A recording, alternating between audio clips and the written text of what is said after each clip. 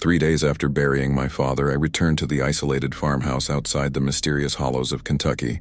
The drive from the cemetery had been quiet, nothing but winding mountain roads and endless forest keeping me company. Each mile closer to the house felt like a step backward in time. I sat at the kitchen table, running my fingers over the scratched wooden surface where Dad had drilled the 5 rules into my head countless times throughout my childhood. The familiar weight of tradition pressed down on me, heavier now that he was gone. The rules had seemed ridiculous when I was younger, arbitrary restrictions that kept our family isolated and strange. As an adult, they had become the source of countless arguments between us.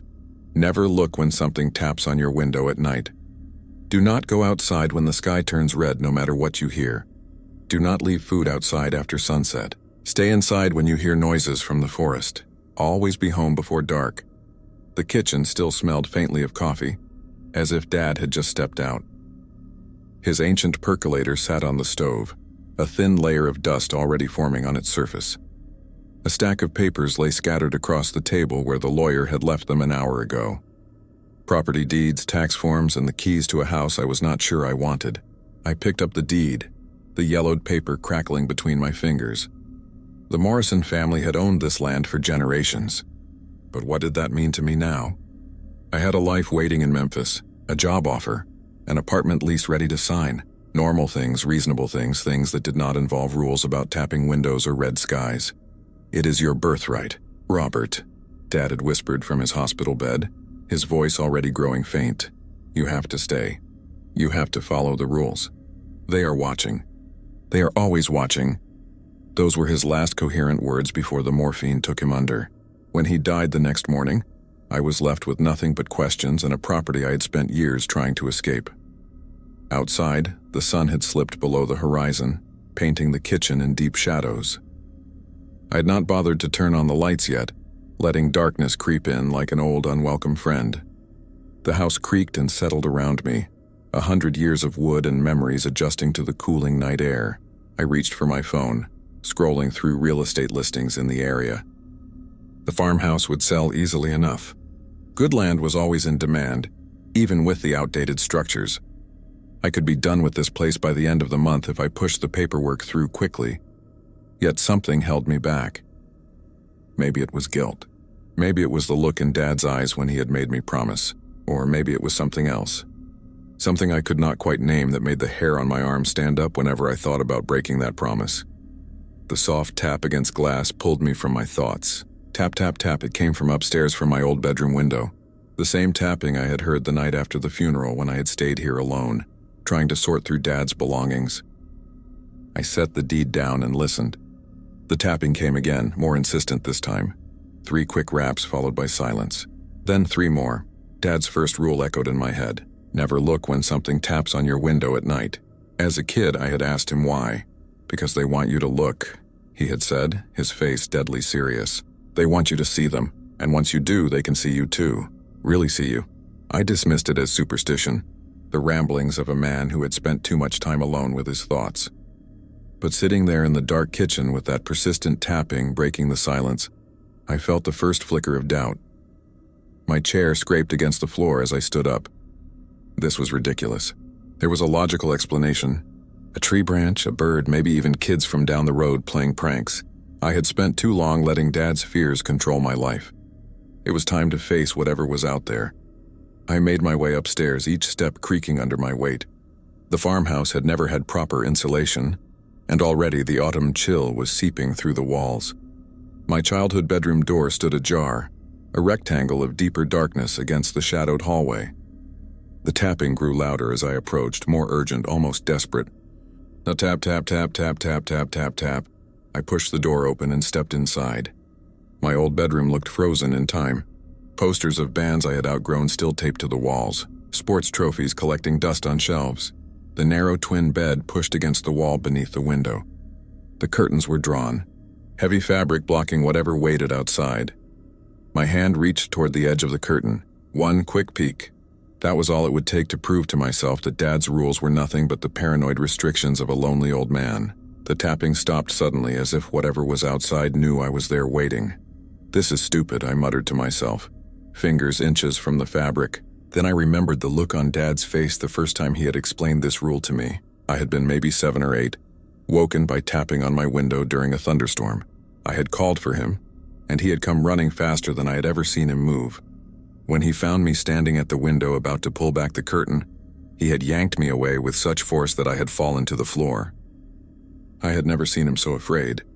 Not when Mom left. Not when the bank threatened foreclosure. Not even in the hospital when the doctors told him about the cancer. His hands had shaken as he had knelt beside me. "Never look," he had whispered, his voice trembling. "Promise me, Robert. Never look." Outside my bedroom window, something scraped against the glass. Not the soft tap of knuckles or a branch, but the sharp grinding sound of claws dragging across the surface. Slow, deliberate. My hand fell back to my side. The memory of Dad's fear suddenly more real than my skepticism. The scraping continued, moving from one edge of the window to the other. Whatever was out there, it was not a bird or a branch or neighborhood kids. I backed away from the window, my heart hammering against my ribs. The supernatural threats Dad had warned me about all my life were already testing me. Sensing my doubt about staying and following the rules my family had obeyed for generations, I fumbled for the light switch but stopped myself. Dad's voice seemed to whisper from every shadow in the room. "They can see you better in the light." Instead, I backed out of the bedroom, closing the door behind me. The scraping sound continued, muffled now but still persistent. I retreated downstairs to the kitchen, where the deed and paperwork still lay scattered across the table. My hands shook as I gathered the papers into a pile. Whatever I decided about the house, about my future, it would not be tonight. Tonight I would follow the rules just to be safe, just until morning. The tapping followed me throughout the house that night, moving from window to window as if tracking my movements. I stayed away from the curtains, away from the glass, remembering my father's warnings and wondering for the first time if they might actually be true. I woke to sunlight streaming through the kitchen window. I must have fallen asleep at the table, my head resting on my arms amid the scattered paperwork. My neck ached from the awkward position and my mouth felt dry. For a moment, I wondered if I had imagined it all. Grief does strange things to people. And between the funeral, the will reading, and the weight of decisions about the farm, my mind had plenty of reasons to play tricks on me. I stood and stretched, working out the kinks in my back. The kitchen looked normal in the morning light, just an old farmhouse kitchen with dated appliances and worn linoleum floors. Nothing supernatural about any of it. Coffee first. I filled the percolator and set it on the stove, trying to ignore how much the simple act reminded me of Dad. While it brewed, I decided to check the window upstairs. In daylight, there would be a reasonable explanation for the sounds I had heard. I climbed the stairs, each step creaking familiarly underfoot.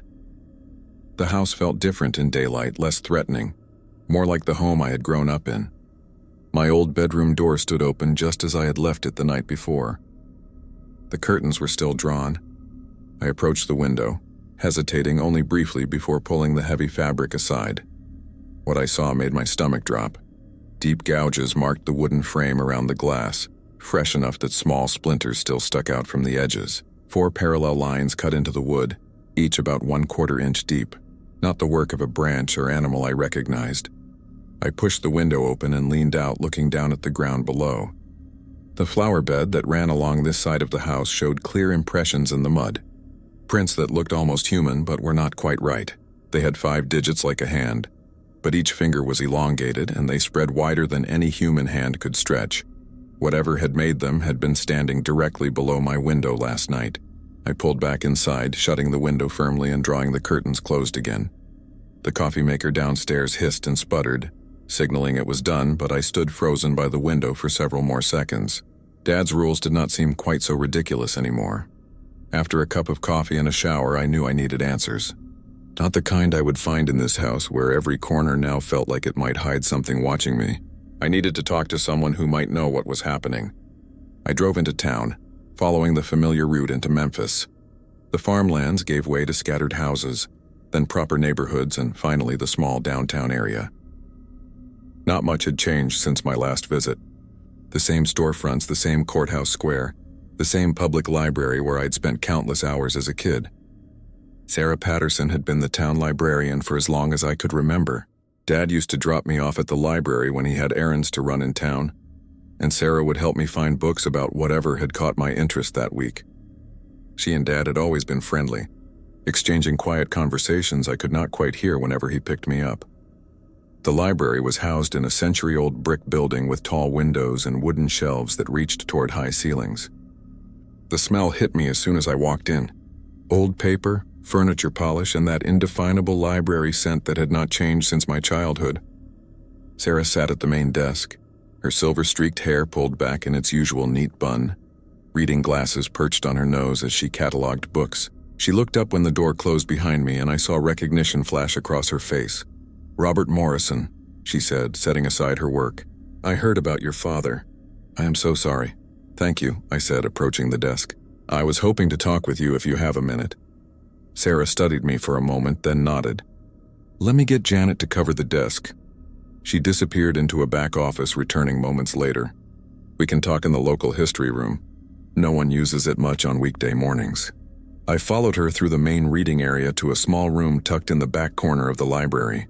Glass-fronted cabinets lined the walls, filled with leather-bound county records, old maps, and photograph albums.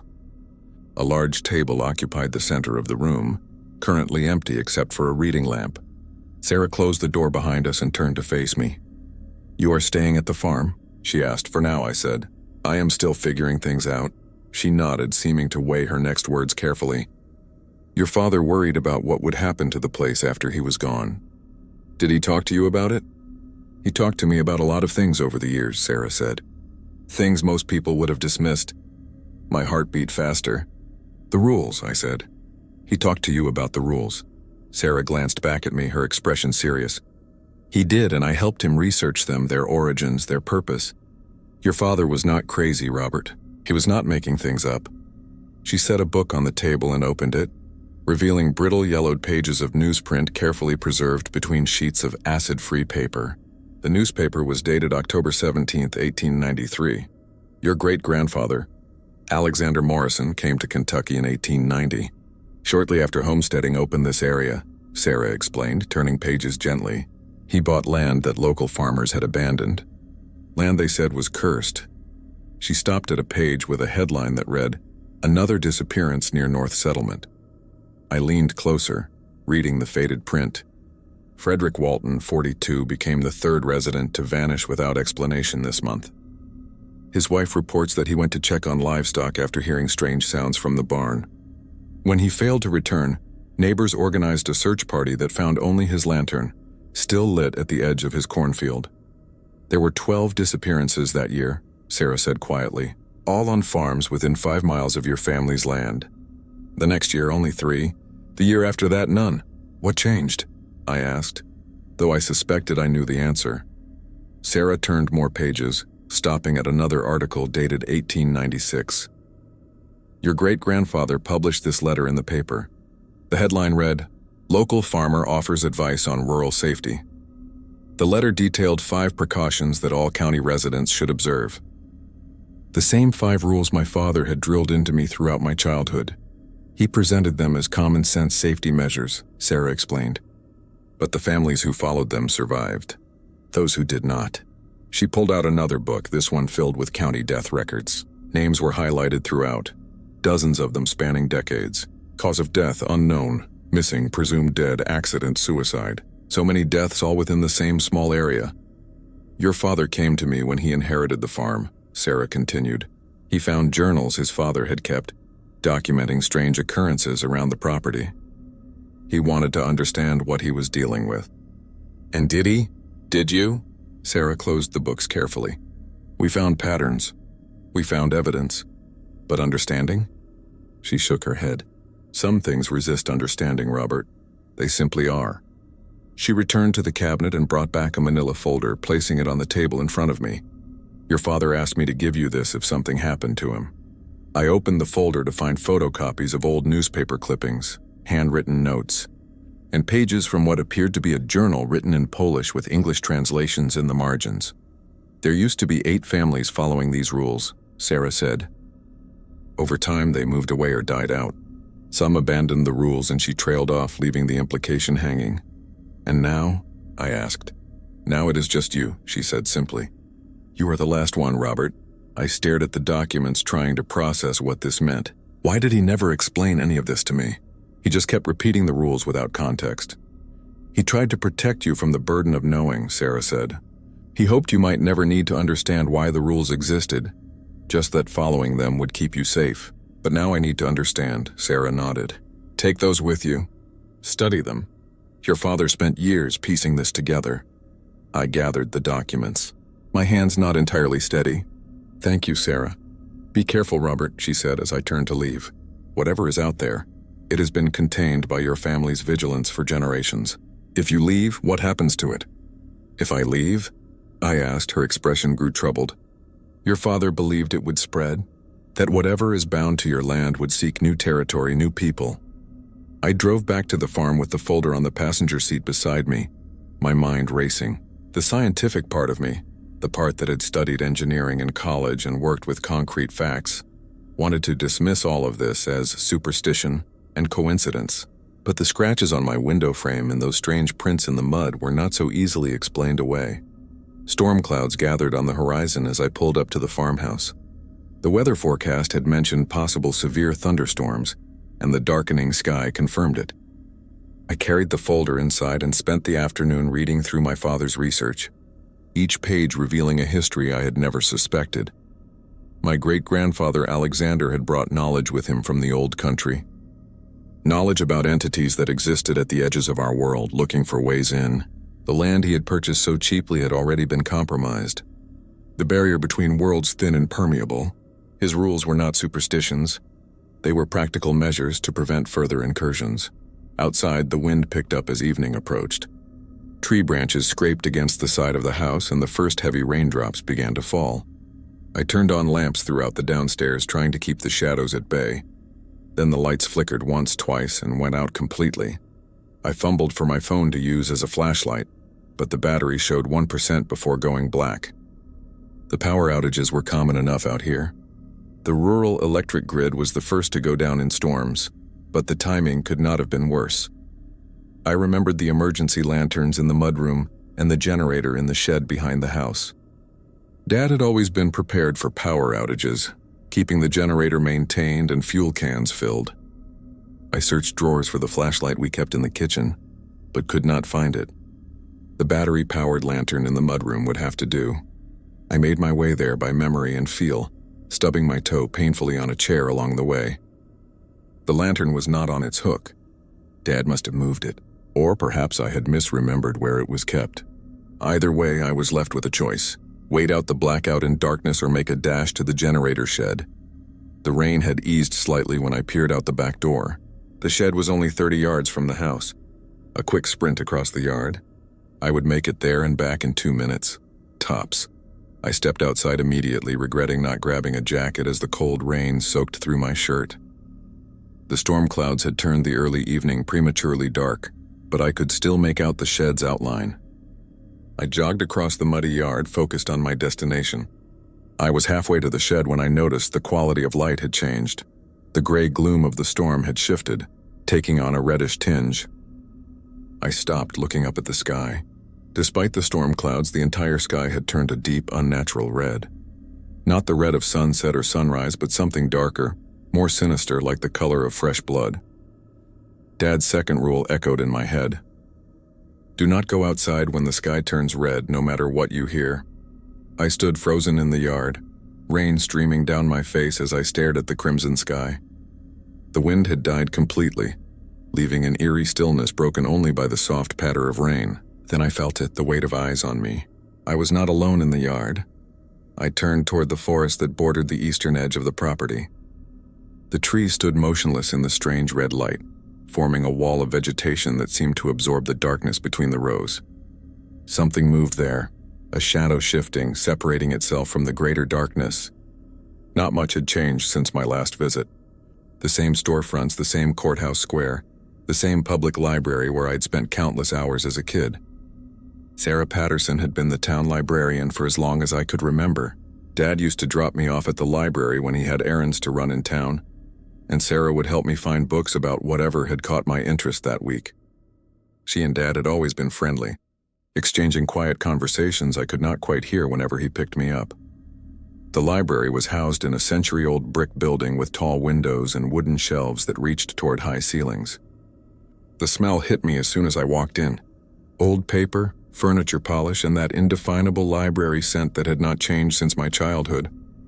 Sarah sat at the main desk, her silver-streaked hair pulled back in its usual neat bun, reading glasses perched on her nose as she cataloged books. She looked up when the door closed behind me, and I saw recognition flash across her face. "Robert Morrison," she said, setting aside her work. "I heard about your father. I am so sorry." "Thank you," I said, approaching the desk. "I was hoping to talk with you if you have a minute." Sarah studied me for a moment, then nodded. "Let me get Janet to cover the desk." She disappeared into a back office, returning moments later. "We can talk in the local history room. No one uses it much on weekday mornings." I followed her through the main reading area to a small room tucked in the back corner of the library. Glass-fronted cabinets lined the walls, filled with leather-bound county records, old maps, and photograph albums. A large table occupied the center of the room, currently empty except for a reading lamp. Sarah closed the door behind us and turned to face me. "You are staying at the farm?" she asked. "For now," I said. "I am still figuring things out." She nodded, seeming to weigh her next words carefully. "Your father worried about what would happen to the place after he was gone. Did he talk to you about it?"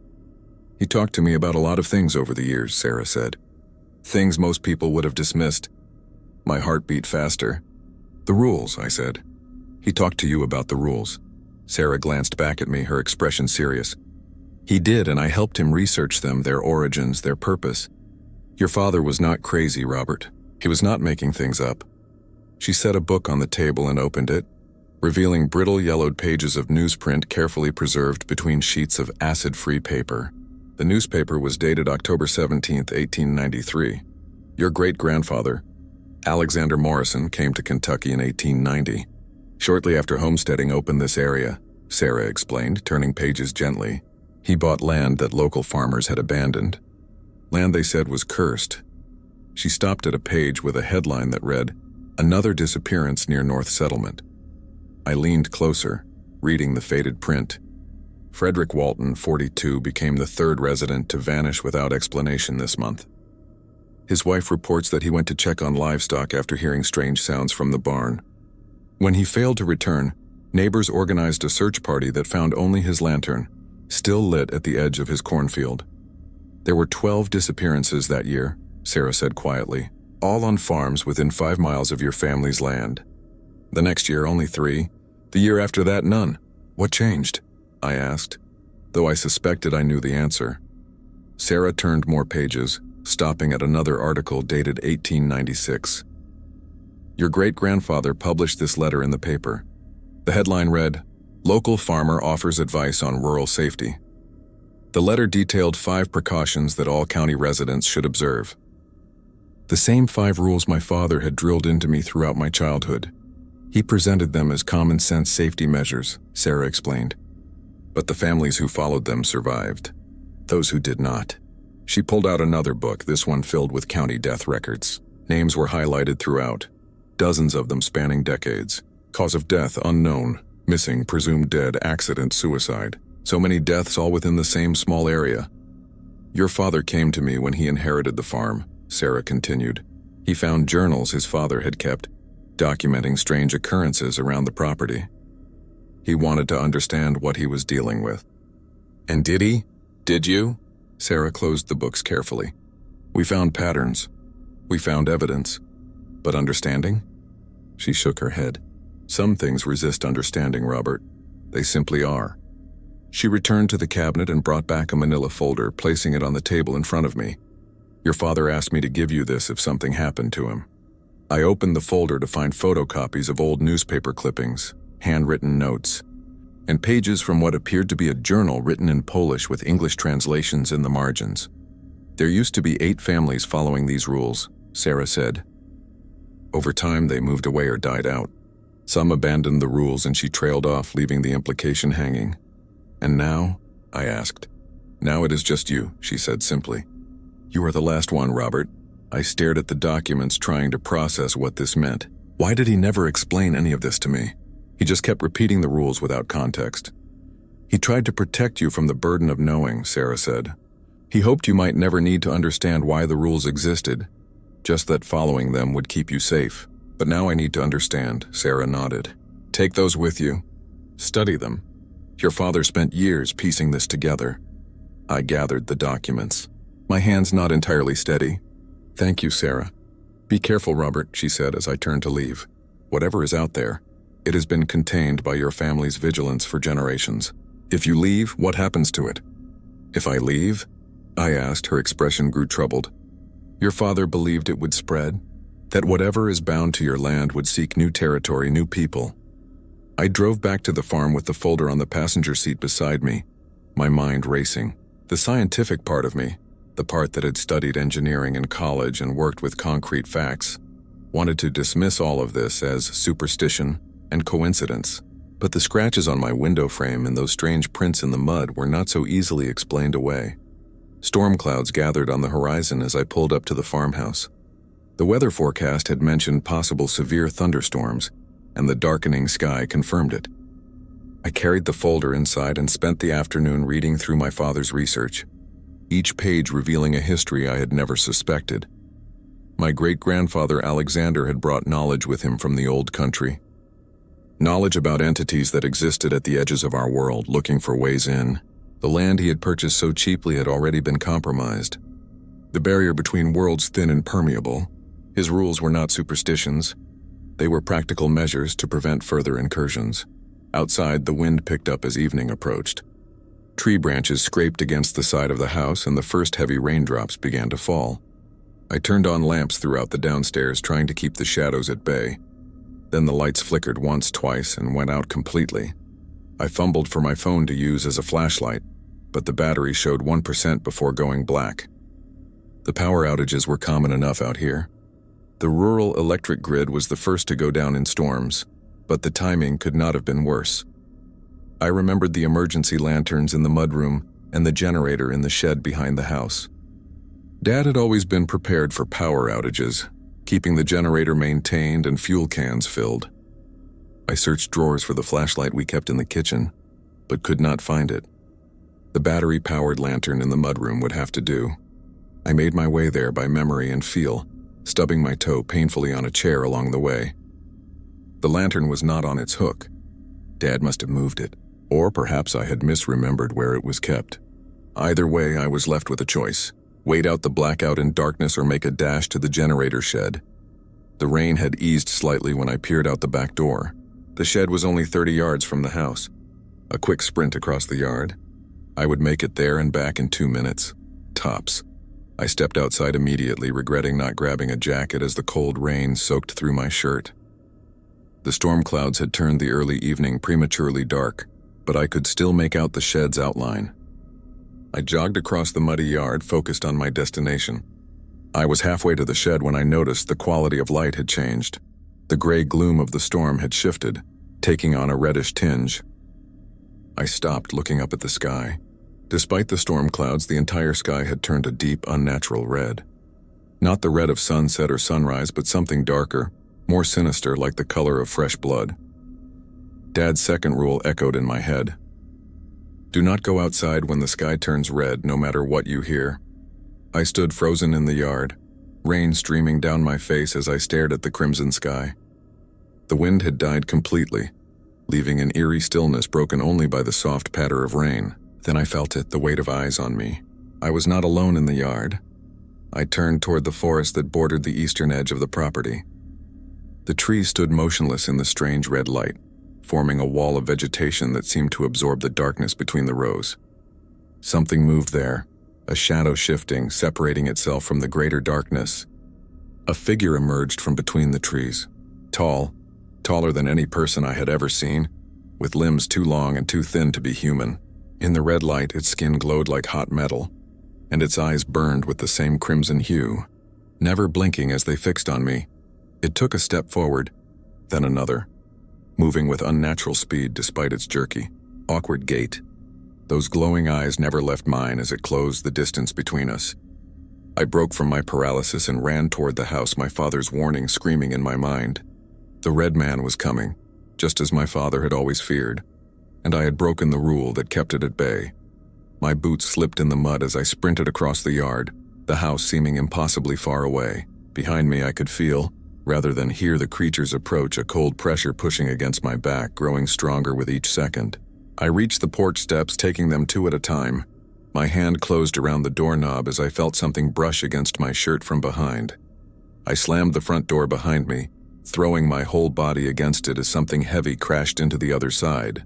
The impact rattled the entire frame, shaking dust from the ceiling. My heart pounded in my chest as I fumbled with the deadbolt, my wet fingers slipping twice before the lock clicked into place. I backed away from the door, unable to take my eyes off it. The wooden panels creaked and strained as if under immense pressure.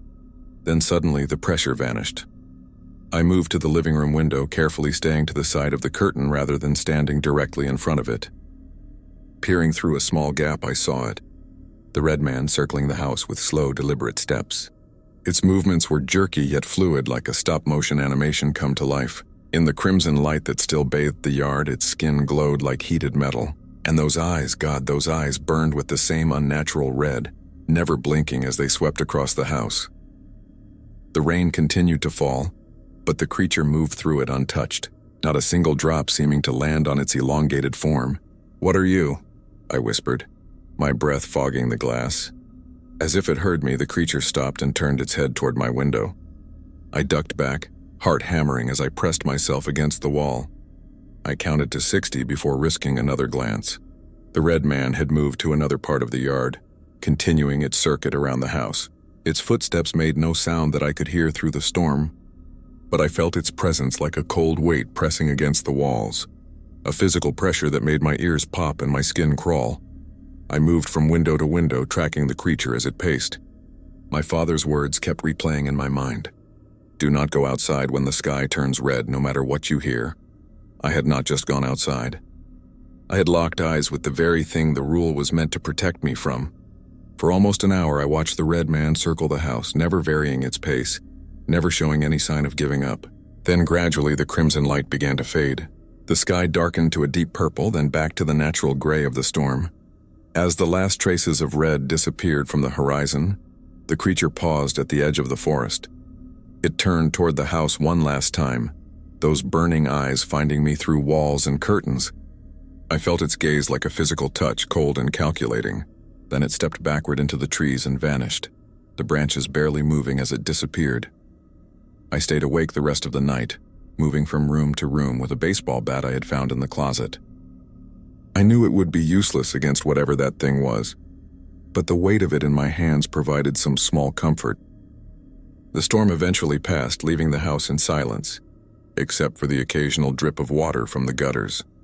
Morning came with pale sunlight and birdsong, as if the previous night had been nothing but a nightmare.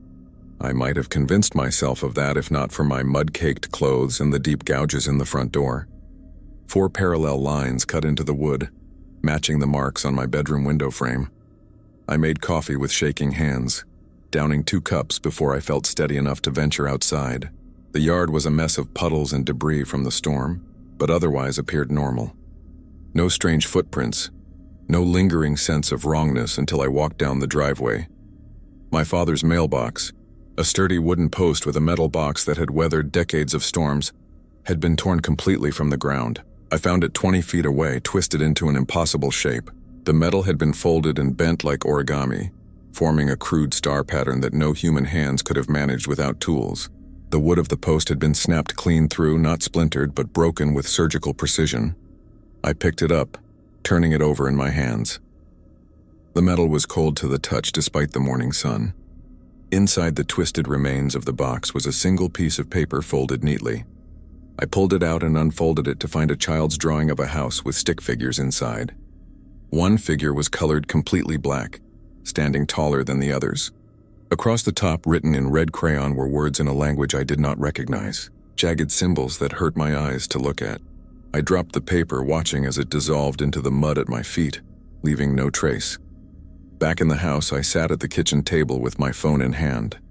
I needed to talk to someone about what was happening, but who would believe me? Sarah might given our conversation yesterday, but she only knew what my father had told her. I needed someone who had grown up with the same stories, the same rules. I called my cousin Grant. We had been close as kids, spending summers together on the farm, building forts in the barn and wading in the creek at the back of the property. We had both grown up hearing the rules, but Grant had always been more skeptical than I was. He had moved to Atlanta after college and rarely came back to the Hollows. He answered on the fourth ring. "Robert? Hey man, I was going to call you. I heard about Uncle Mark, I'm really sorry." "Thanks," I said, the normality of his voice already making me feel more grounded. "How is Atlanta?" Good. Busy with work. I wanted to come to the funeral, but we are in the middle of a big project and I could not get away." "It is fine. Listen, I am at Dad's place, the farm." There was a pause. "You are staying there for now?" "Grant, do you remember the rules Dad used to have? The ones your parents talked about too?" Another pause. Longer this time. "Uncle Mark's weird safety rules." "Yeah, I remember. Do not look at the windows at night. Do not go out when the sky is red. That kind of thing." "Did your parents ever explain why those rules existed?" James laughed, but it sounded forced. "My dad said it was just old family folklore, superstitions from the old country. He never took it as seriously as Uncle Mark did." "And you never saw anything strange when you visited? Like what?" His tone had shifted, grown more cautious. "I thought about how to explain the red man. The twisted mailbox, the scratches on my window. It all sounded insane even to me. Just things that could not be explained. Noises, shadows, anything out of the ordinary." "Robert, are you okay? You sound stressed." "I am fine. Just trying to make sense of some things Dad left behind." Grant sighed. "Look, Uncle Mark was intense about those rules. My dad said he got more paranoid after your mom left. The isolation probably did not help." "He was not paranoid," I said more sharply than I intended. "There was a reason for the rules." "Okay, sure. Whatever helps you process, but my advice, sell the place. You never wanted to be a farmer anyway. Get out of there. Come to Atlanta for a while. I have got a spare room." "It is not that simple." "It is that simple. List the property, pack up what you want to keep, and move on. Those rules, whatever Dad and Uncle Mark believed, it is not your problem anymore." I looked at the gouges in the front door, visible from where I sat. What if it is my problem? What if Dad was right? Right about what? Monsters in the cornfield? Grant's voice had taken on the patronizing tone he used when he thought I was being ridiculous. "We are not kids anymore, Robert. There is no boogeyman waiting to get you if you break the rules." I wanted to believe him. Wanted it to be that simple. But the image of the red man's glowing eyes would not leave my mind. "Maybe you are right," I said finally, not wanting to argue. "I know I am right. Call a realtor tomorrow. Let the next owner worry about the haunted cornfield." We talked for a few more minutes, but the conversation had lost its purpose. Grant had made his position clear. The rules were folklore. My father had been paranoid, and I should move on. Maybe that was what I wanted to hear all along. Permission to walk away. After hanging up, I spent the rest of the day cleaning up from the storm. I nailed a piece of plywood over the scratches on the front door and gathered fallen branches from the yard. The work kept my hands busy while my mind churned over everything that had happened. By evening, exhaustion had set in, physical and mental. I heated a can of soup for dinner and ate it, standing at the counter staring out at the darkening sky. No trace of red tonight, just the normal gradient of orange to purple to deep blue. As I washed my bowl in the sink, a thought occurred to me. What if Grant was right? What if the rules were just superstitions? I had already broken 2 of them and survived. Maybe the red man was just a hallucination brought on by stress and grief. Maybe the scratches and the twisted mailbox had other explanations. There was one way to find out. My father had always been strict about sound in the house after dark. No music, no television, and definitely no whistling or singing. Sound carries at night, he would say. Carries to places and things you do not want hearing you. I dried my hands on a dish towel and leaned against the counter. Then deliberately I began to whistle. A simple melody my father used to hum when he worked. An old folk tune I never knew the name of. The sound seemed strange in the quiet house, hanging in the air longer than it should have. I continued the melody, watching the darkness outside the kitchen window, half expecting to see glowing red eyes peering back at me. Nothing happened at first. Just the sound of my whistling and the tick of the old clock on the wall. Then I noticed the temperature change. It was not dramatic, just a gradual cooling that raised goosebumps on my arms. I looked at the thermostat on the wall. The reading had dropped 5 degrees in the span of minutes. I kept whistling, moving from the kitchen into the living room. That was when I saw the first shadow. It moved in my peripheral vision, a darkness deeper than the natural shadows of the room. When I turned to look directly at it, it vanished, but as soon as I looked away, I could sense it moving again, detaching itself from the corner where the ceiling met the wall. Another shadow shifted by the bookcase and another near the front door. They were not shaped like anything I recognized. Not human or animal, but abstract flowing forms that seemed to absorb what little light was in the room. The temperature continued to drop. I could see my breath now puffing white in the increasingly cold air. Still whistling, I watched as the shadows grew bolder, reaching toward me with tendrils of darkness that moved with purpose. I stopped whistling mid-note, suddenly afraid of what I was inviting into the house. The shadows paused, hanging suspended in the air for a long moment. Then, instead of retreating, they began to spread, not rushing but slowly expanding outward from the corners and edges of the room, claiming more territory. I backed up until my legs hit the coffee table. The shadows followed, staying just outside my direct line of sight, visible only in glimpses from the corner of my eye, waiting. I had broken another rule, and unlike the red man who had vanished with the crimson sky, these shadows showed no sign of leaving.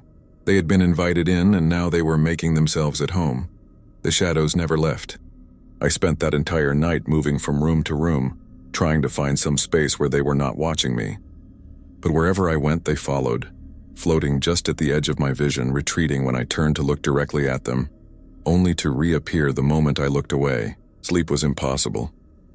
Every time I started to drift off on the couch, cold tendrils would brush against my face or tug at my clothes, jolting me back to wakefulness.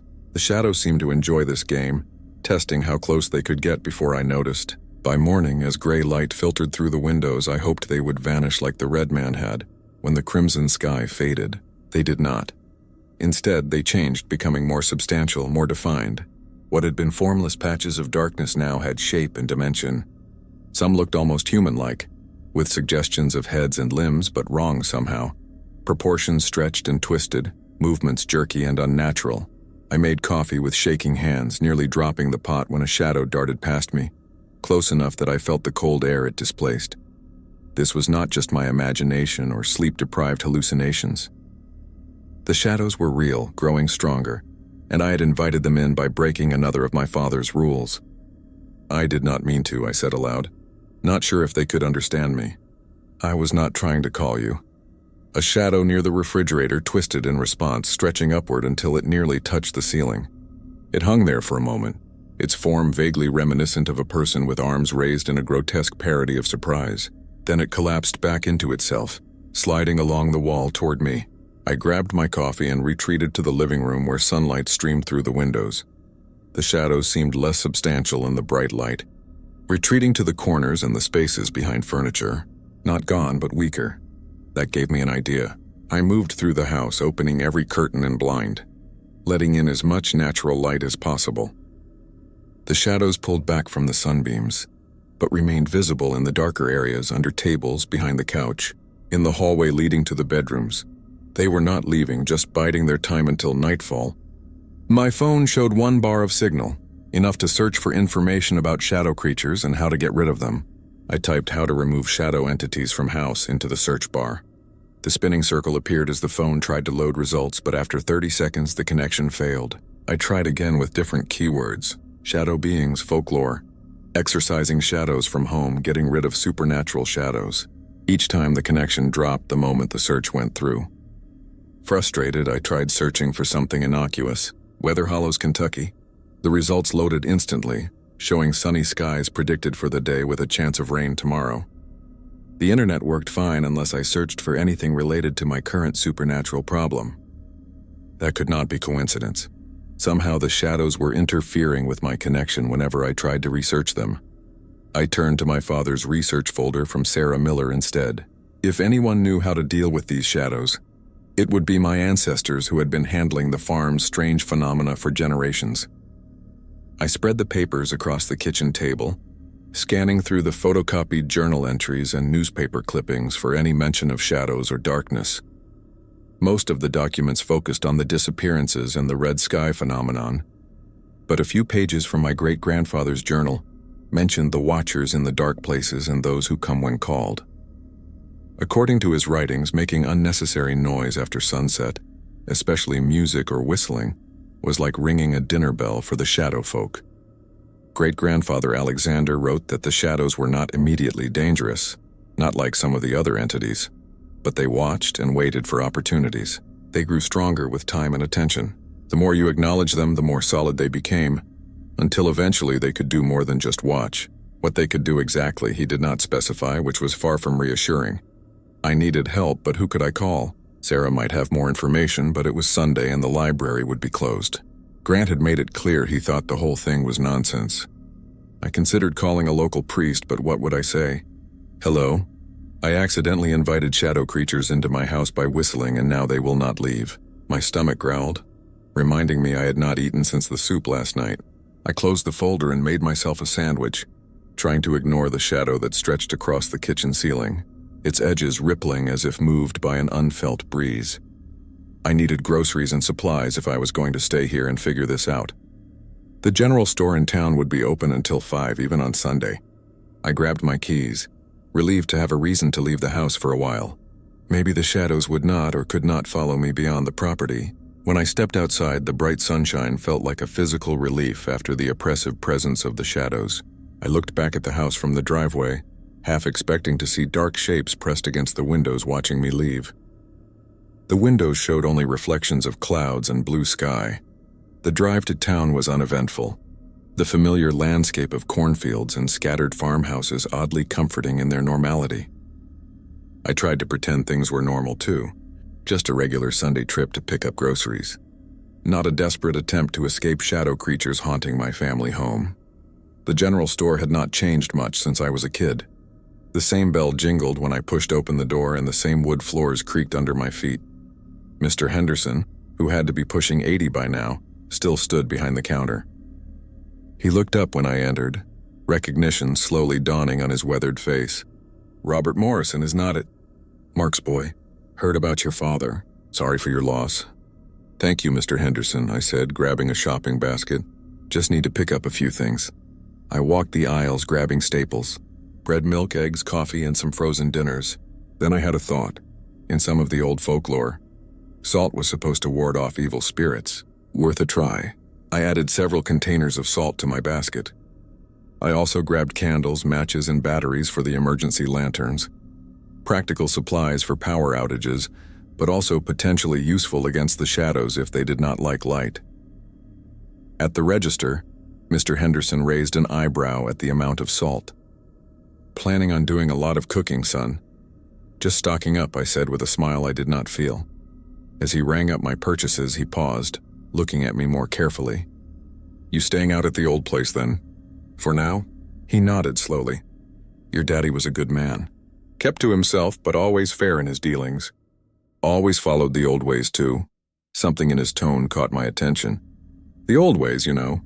He glanced around, though we were alone in the store.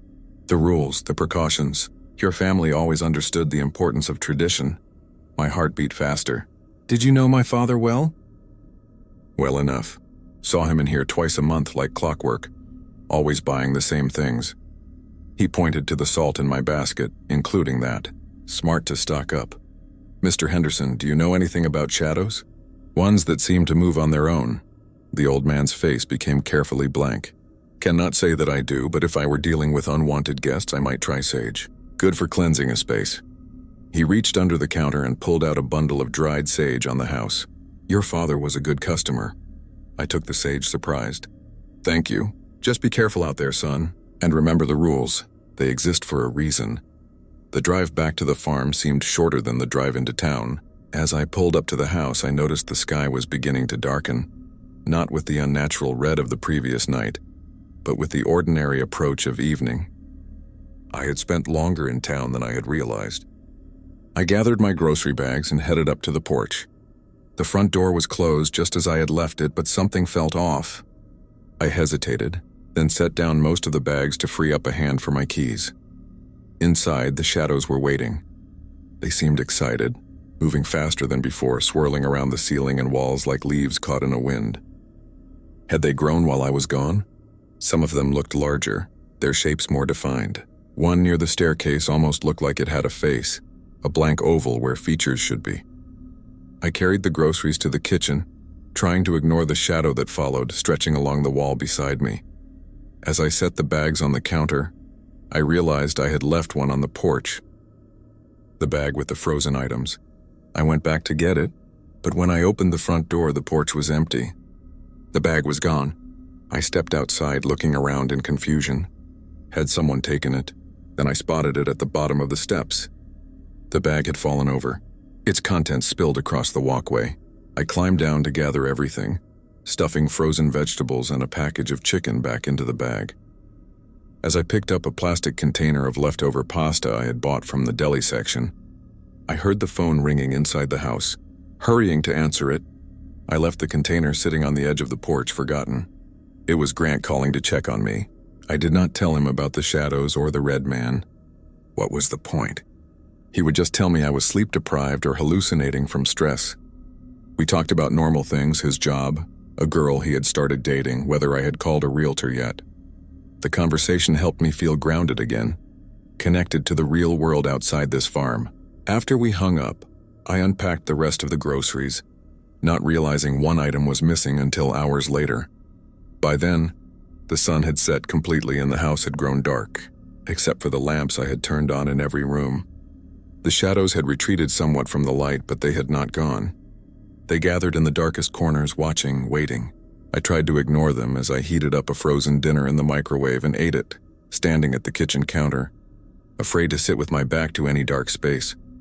It was while rinsing my plate that I remembered the pasta container. I had left it outside on the porch. Food left outside after sunset. I had broken another rule. I rushed to the front door and flung it open. The porch was empty. The container was gone. My heart sank as I closed and locked the door. 3 rules broken now. I had looked when something tapped at my window. I had gone outside when the sky turned red. And now I had left food outside after dark. Only 2 rules remained unbroken, and based on recent events, the consequences were escalating with each mistake. The house felt colder than before, the shadows more restless. I walked from room to room, turning on every light, even opening closets to eliminate hiding places. In my father's bedroom, I found his emergency supplies in a trunk at the foot of the bed. Extra flashlights, batteries, candles, and several bundles of dried sage like the one Mr. Henderson had given me. I took everything to the living room and sat on the couch surrounded by light. The clock on the wall showed 11:30. In half an hour, it would be a new day. I just had to make it through the night without breaking any more rules. A scraping sound from the back of the house made me freeze. It came again, a slow, deliberate scratching against wood. Something was at the back door. I took a flashlight in one of the sage bundles and made my way to the kitchen. The shadows seemed to follow, growing denser around me, almost as if they were herding me toward the sound. The kitchen was dark, except for the small light above the stove. The scratching was louder here, coming from the back door that led to the yard. Something moved outside the small window in the door. A tall, thin silhouette visible as a darker shape against the night. I approached carefully, shining the flashlight toward the window. 2 hollow eyes reflected the light back at me, not glowing red like the creature from the forest, but empty, like holes punched through a mask. The face they belonged to was gaunt, almost skeletal, with skin stretched tight over sharp bones. As I watched, it pressed closer to the glass. Long fingers with too many joints scratching at the wood around the frame. The hungry had come, drawn by the food I had left out, just as my father had warned. The creature's mouth opened, revealing rows of needle-like teeth. It was not trying to get at the food anymore. That was long gone. Now it wanted in. It wanted me. The scratching intensified, and I heard wood splinter as its fingers dug into the door frame. The lock would not hold for long against that strength. The shadows in the kitchen grew more agitated, swirling around me, brushing against my skin with cold touches. They were excited, eager. Whatever was outside, they wanted it to get in. I remembered the sage in my hand and Mr. Henderson's words. Good for cleansing a space. My lighter was still in my pocket from when I had lit the stove earlier. With shaking hands, I flicked it and held the flame to the sage bundle. It caught, smoldering rather than blazing, releasing a thick aromatic smoke. The effect was immediate. The shadows retreated from the smoke, pulling back to the edges of the room with movements that suggested pain. I waved the smoking sage in wide arcs, driving them further away. Outside, the creature at the door let out a high, thin sound, part shriek, part hiss as the smoke drifted toward the window. It pulled back from the glass, those hollow eyes fixed on me with unmistakable hatred. I moved closer to the door, holding the sage bundle out in front of me. The creature hissed again, backing away into the darkness of the yard. I could still see its silhouette, standing at the edge of the light that spilled from the house, watching. The shadows in the kitchen had retreated to the corners, but they had not disappeared. They seemed to pulse with anger or frustration, their edges sharper than before. The sage was keeping them at bay, but I did not have enough to cleanse the entire house, and it would eventually burn out. I was holding the line, but barely. I had broken 3 of my father's 5 rules, and now I was dealing with multiple supernatural threats simultaneously. The shadows inside, the hungry creature outside, and who knew what else waiting for me to make another mistake. Each error had made my situation worse. The shadows were growing stronger, and now they seemed to be working with the thing outside, trying to help it get to me. They were not just passive observers anymore. They were active participants in whatever was happening. I stood in the kitchen with the smoking sage bundle, watching the creature outside and the shadows within, understanding at last what my father had tried to protect me from all these years. The rules were not superstition or paranoia. They were survival. I spent the next few hours moving through the house with the smoking sage bundle, watching as the shadows retreated from the aromatic smoke. They did not leave completely, just pulled back to the edges of rooms, huddling in corners and under furniture, waiting for the sage to burn out. Outside, the creature with hollow eyes had withdrawn from the back door, but remained in the yard, a thin silhouette pacing at the border between light and darkness. My back ached from tension and my eyes burned from lack of sleep. The digital clock on the microwave showed 3:17 in the morning, when the last of the sage finally crumbled to ash in my hand. I had 2 more bundles from my father's supplies, but I decided to save them. I needed to ration what I had until I could find more. I settled on the living room couch with all the lights on, planning to rest for just a moment. Despite my best efforts, exhaustion won out and I drifted into uneasy sleep. The crash jolted me awake. I sat up disoriented, my heart pounding. The living room was darker than it should have been. Several of the lamps had gone out. The clock on the wall showed 10 after 9. I had slept through sunrise, but the house felt as dark and oppressive as it had during the night. Another crash came from outside, so powerful it made the windows rattle. This was not thunder or farm equipment. It sounded like something massive being thrown or toppled. The noise had come from the direction of the cornfields. I moved to the window, careful to stay to the side as I peered out. The morning sky was overcast, casting everything in a gray light that did little to dispel the shadows still lurking in the corners of the room. In the distance, the cornfield swayed unnaturally, not with the rhythm of wind, but in violent localized bursts, as if something large was moving through it. Another crash, and I saw several corn stalks go flying into the air. Something was out there, something big enough to make that kind of disturbance.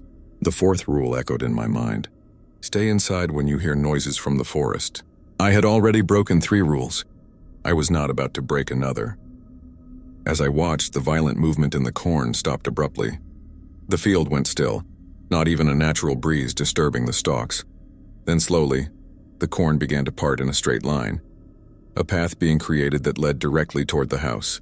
I backed away from the window, my mouth dry.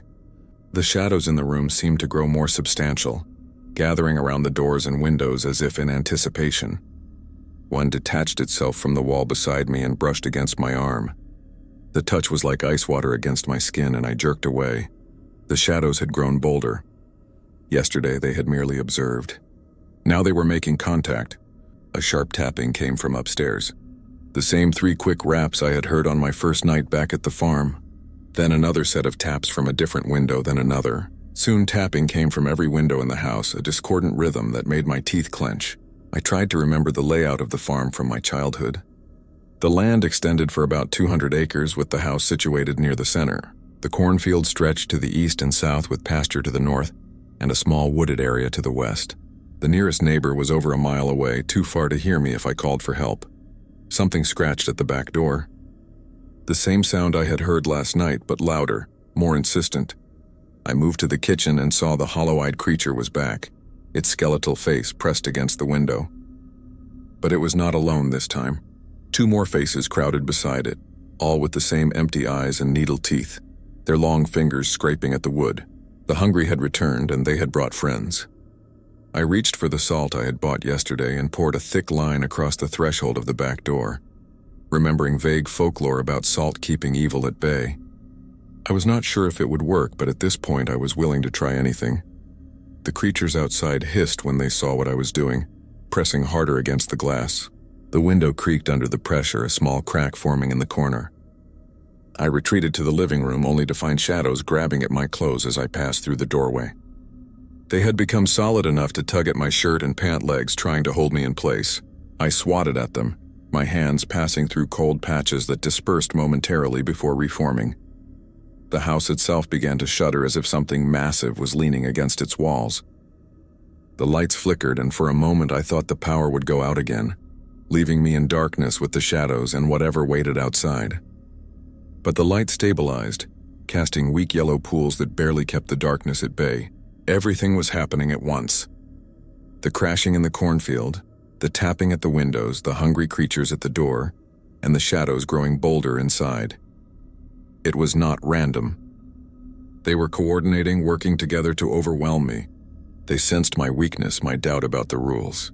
I had broken 3 of them already, showing these entities that I was vulnerable, that I did not believe, and now they were coming for me all at once. I needed help, not the kind I could get from Sarah Miller or Cousin Grant, but the kind only my father or his ancestors could provide. There had to be more to the rules than just avoidance. There had to be a way to fight back. I made my way upstairs, the shadows trailing behind me like a cold wake. In my father's bedroom, I began searching through his things more thoroughly than I had before. His dresser drawers contained only clothes and personal items. The closet held old coats and boxes of tax records. Nothing that would help me. I dropped to my knees and looked under the bed. Dust bunnies and a pair of old slippers, nothing else. The tapping at the windows grew more insistent, now sounding more like pounding. The house continued to shake, as if in the grip of a localized earthquake. Then I noticed something about the floorboards near the head of the bed. One board seemed slightly raised compared to the others. I pressed on it and it moved under my fingers. A loose floorboard concealing a small space beneath. I pried it up with my fingernails, ignoring the splinters that dug into my skin. Beneath was a hollow space containing a leather-bound book and a small wooden box. I pulled them both out as another violent crash came from outside, this one close enough to make the entire house shudder. The book was my father's journal, not the research notes Sarah had given me, but a personal account filled with his neat, precise handwriting. The wooden box contained more sage bundles, a small silver knife with strange symbols etched into the blade, and several small cloth bags tied with string. I opened the journal with shaking hands, flipping through pages filled with detailed accounts of supernatural encounters dating back decades. My father had documented everything. The tapping at the windows, the red sky, the hungry creatures, the shadows. He had categorized them, noted their patterns and weaknesses. I skipped to the final entries written just days before his death. The last page was dated 2 weeks ago. The activity is increasing, he had written. More entities appearing than I have ever seen before. The barriers are weakening after all these years. I fear what will happen when I am gone. Robert will face the worst of it. They will sense his inexperience, his disbelief. They will come all at once, testing him. God forgive me for the burden I am leaving him. But there is no one else. The Morrison blood must continue to hold the line. He had known. Somehow my father had known this night was coming. Known that I would be tested like this. The next page contained what he called emergency procedures. Detailed instructions for dealing with various supernatural threats. For the shadows, he recommended sage smoke and specific words to be spoken while facing each corner of a room. For the hungry ones, salt lines at thresholds and a mixture of herbs to be burned near windows and doors. For the tapping, a specific sequence of knocks to be returned, not to invite them in but to warn them away. I gathered the supplies from the box and hurried back downstairs. The shadows reached for me as I passed. Now bold enough to wrap around my ankles, trying to trip me, I stumbled but kept moving. In the living room, I lit one of the sage bundles and began the ritual my father had described.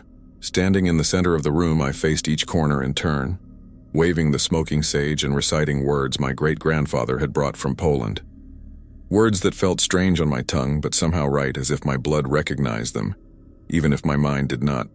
Wides, from shadow to light, From darkness to day, you are not welcome here. Be gone." The effect was immediate. The shadows shrank back, not just retreating to the corners, but actually diminishing in substance. They became thinner, more transparent, their edges less defined. They did not disappear completely, but they no longer reached for me. Next, I mixed the herbs from the cloth bags according to my father's instructions. Sage, rosemary, and something that smelled like cinnamon but sharper. I placed small piles near each window and door and set them alight with matches from the kitchen. Pungent smoke filled the house, making my eyes water, but driving the hungry creatures back from the doors and windows. I could still see them outside, their hollow eyes reflecting the gray daylight. But they no longer pressed against the glass or scratched at the wood. The tapping continued, though growing more violent with each passing minute. I climbed the stairs again, sage bundle in hand, and approached my old bedroom window. The curtains moved with each impact, the glass vibrating in its frame. According to my father's journal, what waited outside was not just trying to get my attention anymore. It was trying to break through. I stood to the side of the window and knocked on the wall beside it. 3 slow knocks, a pause, 2 quick knocks, another pause, then 4 slow knocks. The pattern my father had written down passed through generations of Morrisons. The tapping stopped mid-sequence. For a moment, silence filled the room. Then from the other side of the curtain came a low, angry hiss. Not human, not animal, but something else entirely. The curtain bulged inward as if something had pressed against it, and I backed away, heart hammering. I repeated the knocking pattern louder this time. The hissing grew in volume, turning into a high-pitched whine that made my ears hurt. But the tapping did not resume. Whatever was outside the window was angry but deterred. I moved through the house, repeating the same pattern at each window where tapping occurred. Each time the tapping stopped, replaced by hissing or whining, but it did not return. Gradually, the house grew quieter, the constant percussion of supernatural visitors fading to silence. Outside, the violent disturbances in the cornfield had ceased. The hungry ones still lingered at the edges of the yard, visible through windows but no longer trying to force their way in. The shadows remained in the house but had retreated to the darkest corners, no longer solid enough to grab at me. I had not banished them, not completely, but I had pushed them back. I had shown them I was not as vulnerable as they thought. My father's journal detailed how these encounters typically went. The entities would test the boundaries, looking for weaknesses. If they found none, they would eventually retreat, conserving their energy for the next opportunity. If they found a way in, however, they would never leave. I collapsed onto the couch, exhausted but alert. The journal lay open beside me, filled with my father's lifetime of knowledge about the farm and its supernatural inhabitants. I had only scratched the surface of what he knew, what he had dealt with for decades while I was away building my life in the city. The rules made sense now, not just as superstitions or paranoid restrictions, but as practical measures against very real threats. My father had not been crazy or paranoid. He had been a guardian, holding the line against forces that would spread beyond this land if given the chance. And now that responsibility had fallen to me, not just because I had inherited the property, but because I carried Morrison blood. According to my father's writings, that meant something to the entities. They recognized it, feared it, even when wielded with knowledge and purpose. I picked up the journal again, turning to the beginning to start reading properly. If I was going to survive here, if I was going to take up my father's watch, I needed to understand everything he knew. Outside, one of the hungry ones lifted its hollow eyes toward the window where I sat. It made no move to approach, but I felt its gaze like a physical touch. It was waiting, patient in a way only immortal things can be, waiting for me to make another mistake, to break another rule. But I would not. Not anymore. I knew better now. The entities outside grew more frenzied as the day wore on, sensing that I was fighting back with knowledge they thought had died with my father. Their movements became erratic, desperate. The hungry ones paced the perimeter of the yard, occasionally testing the doors but retreating when they encountered the salt lines and herb smoke.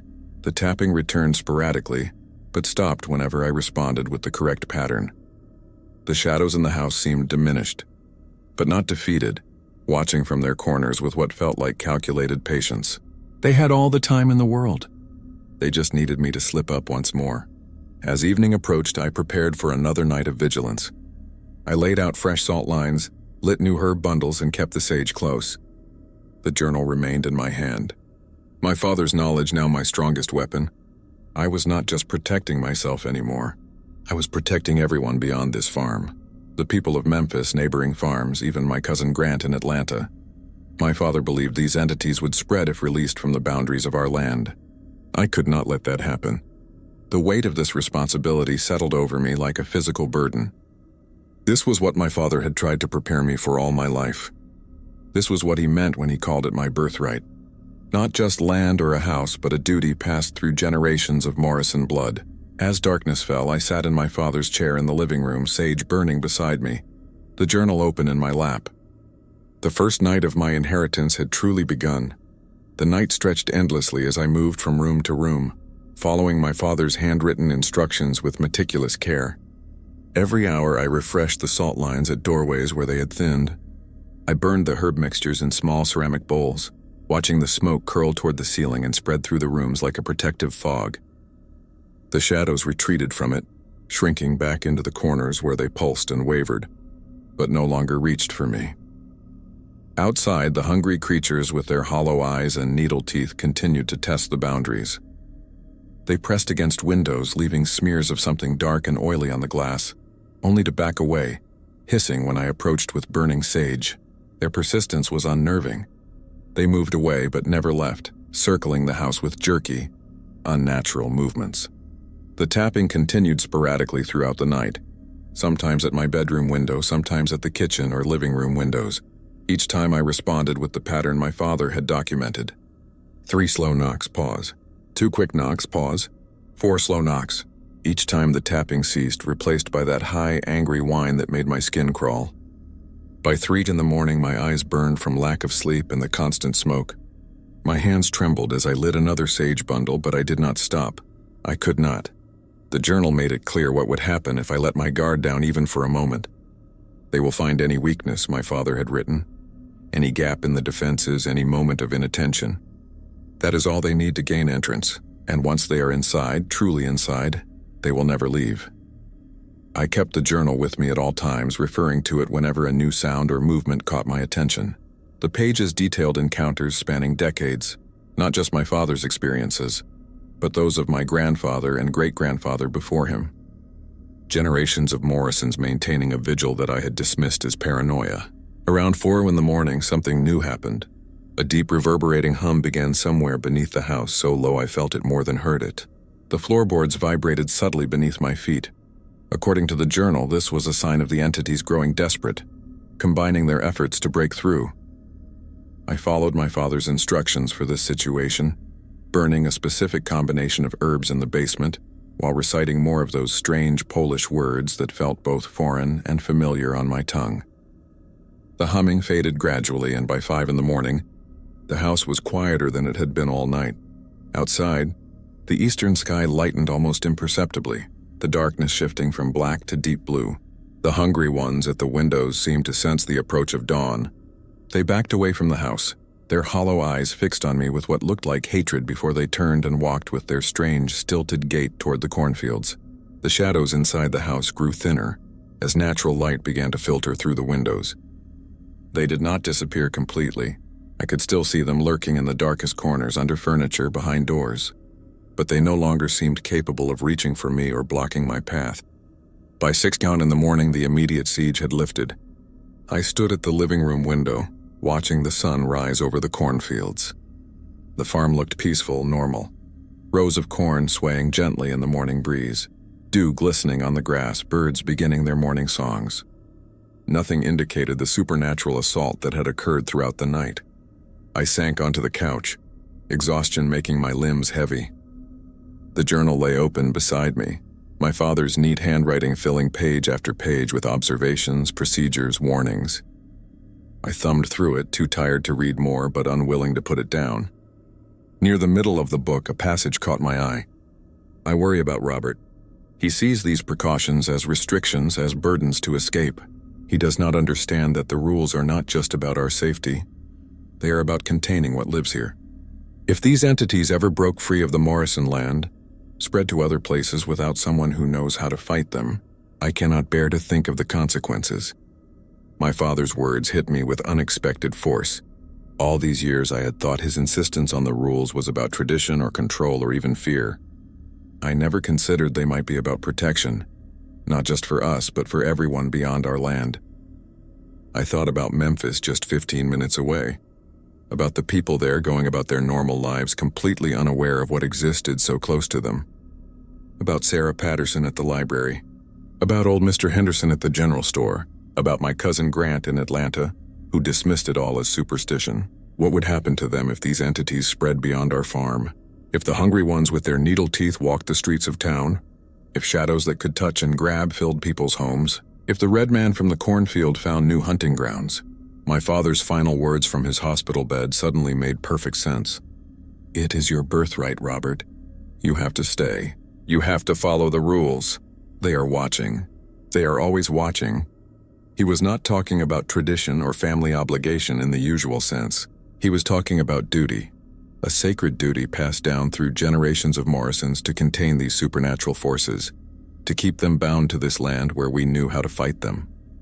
I must have fallen asleep on the couch because the next thing I knew, sunlight was streaming through the windows and the clock showed past 10. I sat up with a start, momentarily panicked until I saw the shadows had retreated further, now barely visible in the corners of the room. After a quick shower and a bowl of cereal, I pulled out my phone. 1 bar of signal, enough to make a call. I dialed Grant's number, knowing what I needed to tell him.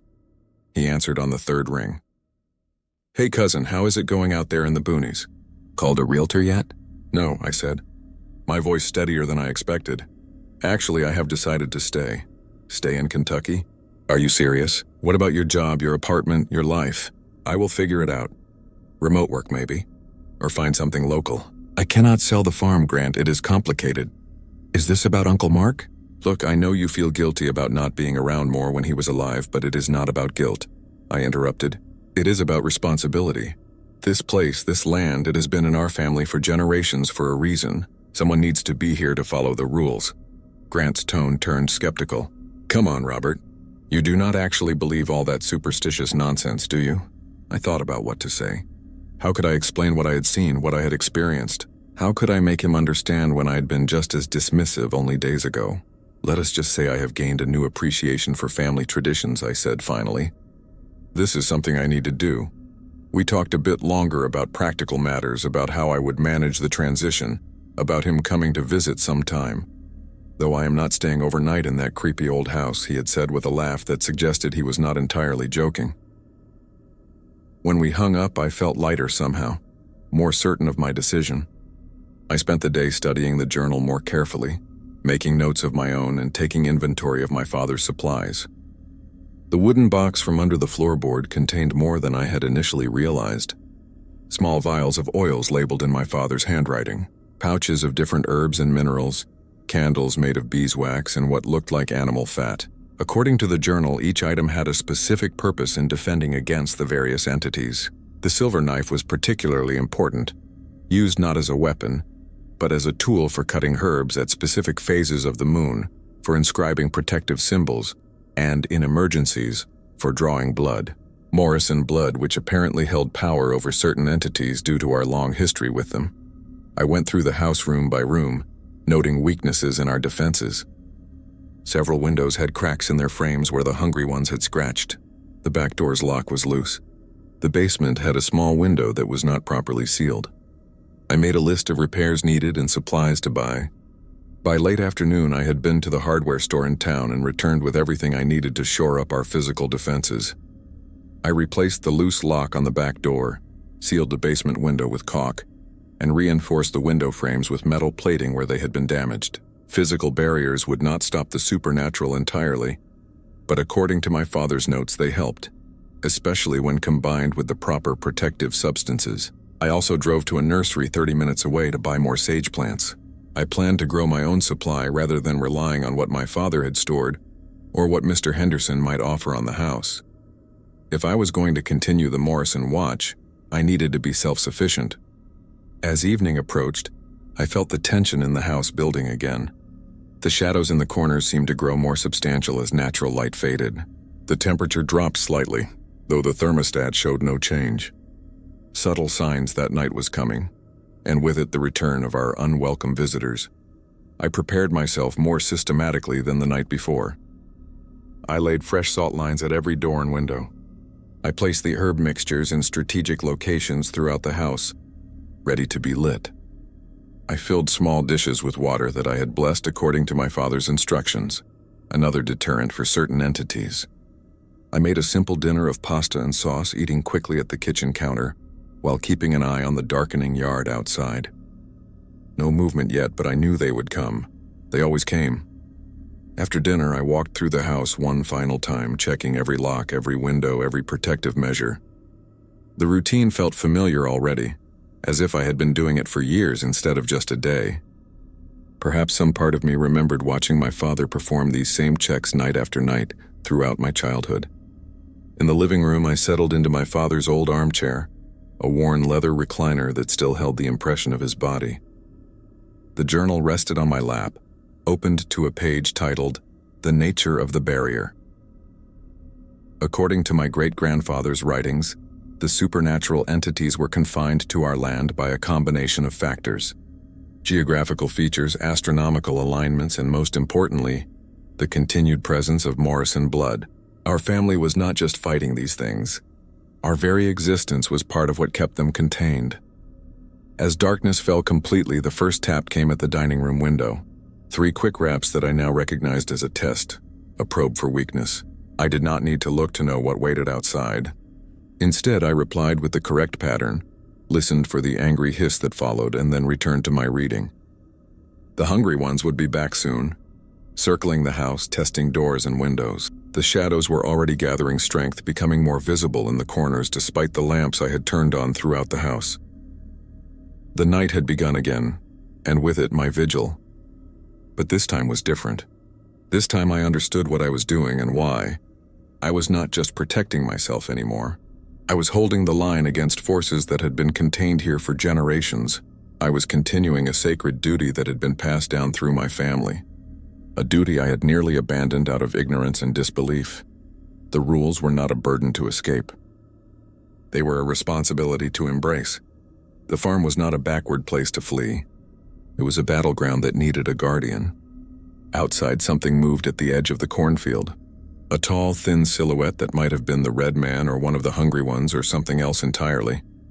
Inside, the shadows pulsed in the corners, growing bolder as night deepened. But I was not afraid anymore, not like before. I had knowledge now and purpose. I settled deeper into my father's chair, the journal open on my lap, ready to continue the family's watch over the darkness that lurked in the Kentucky hollows. This was my inheritance, not just land or a house, but a duty, a calling. And for the first time since I had returned to the farm, I felt ready to answer it.